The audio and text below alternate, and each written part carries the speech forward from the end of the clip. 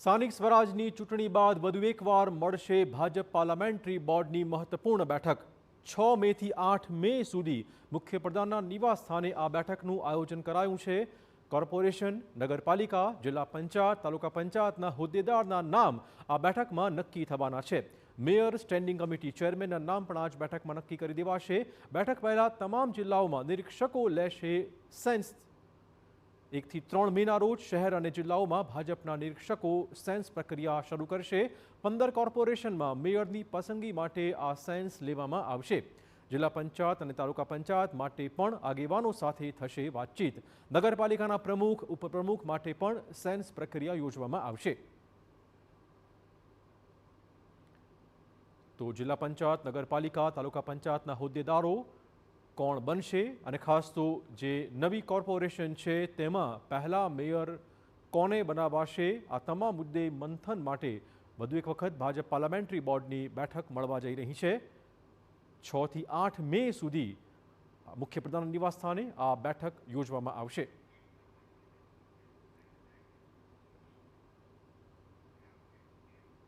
તો આ જ બેઠક મુદ્દે વધુ વાત કરવા જોડાશે અમારા પોલિટિકલ એડિટર કિંજલ મિશ્રા। કિંજલ, જે રીતે અલગ અલગ જે ચૂંટાયેલા ઉમેદવારો છે, નેતાઓ છે અને હવે ખાસ તો એમને હોદ્દા કયા આપવા, ખાસ તો નવી કોર્પોરેશનમાં પહેલા મેયર કોને બનાવવા, આ મુદ્દે ચોક્કસ મંથન માટે આ બેઠક મળવાની છે।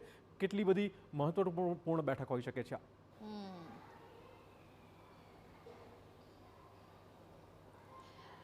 देखो चिराग, 11મી મે વડાપ્રધાન નરેન્દ્ર મોદી ગુજરાતની મુલાકાતે છે। સરદાર ધામ તેમનો કાર્યક્રમ છે, તેની સાથે બીજા કેટલાક કાર્યક્રમ છે તે યોજાવા જઈ રહ્યા છે અને તેની પહેલા ગુજરાતની અંદર સ્થાનિક સ્વરાજની ચૂંટણીના પરિણામો બાદ એ ચાહે મહાનગરપાલિકા હોય, જિલ્લા પંચાયત હોય, નગરપાલિકા હોય કે તાલુકા પંચાયત હોય, ત્યાં જે મેયર, મહાનગરપાલિકાની વાત કરવામાં આવે તો મેયર, સ્ટેન્ડિંગ કમિટીના ચેરમેન, દંડક અને પક્ષના નેતા, એની વાત હોય કે પછી જિલ્લા પંચાયતની અંદર પ્રમુખની વાત કરવામાં આવે કે નગરપાલિકા, તાલુકા પંચાયતમાં બોડી તૈયાર કરવાની વાત કરવામાં આવે, આ જે તમામ કામગીરી છે તે 10 મે સુધીમાં પૂર્ણ થઈ જાય તે પ્રકારની કવાયત હાલ ભાજપની ચાલી રહી છે। જે રીતે નિરીક્ષકોને ઉમેદવારોની પસંદગી માટે મોકલવામાં આવ્યા હતા તે જ રીતે નિરીક્ષકોને ફરી એકવાર સેન્સ લેવા માટે મોકલવામાં આવશે। આ સેન્સની જે પ્રક્રિયા છે તે 1 મેથી 3 મે સુધી રાજ્યમાં ચાલશે કે જ્યાં 15 મહાનગરપાલિકાની આપ વાત કરો કે 84 નગરપાલિકા કે જિલ્લા પંચાયત કે તાલુકા પંચાયતની વાત કરો કે જ્યાં જ્યાં ભાજપ એ પોતાની બોડી બનાવવા માટે સક્ષમ છે તો તમામ જગ્યા પર ફરી એકવાર એ જ નિરીક્ષકો જશે।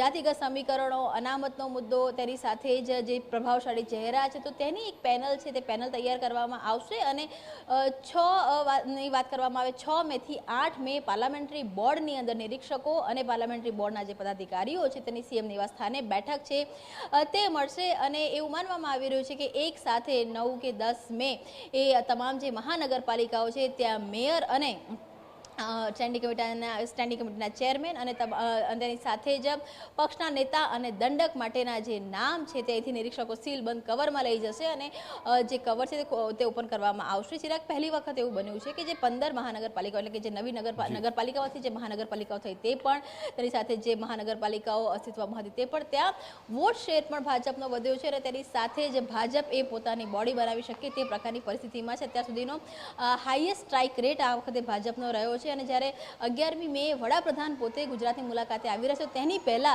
તમામ જે સ્થાનિક સ્વરાજની અંદર જે અલગ અલગ સંસ્થાઓ છે ત્યાં પોતાના પ્રતિનિધિઓને મૂકવા માટેની કવાયત છે તે ભાજપ કરી રહ્યું છે। બિલકુલ કિંજલ, ચોક્કસ સેન્સ પ્રક્રિયા પણ લેવામાં આવશે, પરંતુ ફરી પાછી જો વાત કરીએ કે સેન્સ પ્રક્રિયા દરમિયાન થતા લોબિંગની, તો શું લોબિંગ શરૂ થઈ ગયું છે?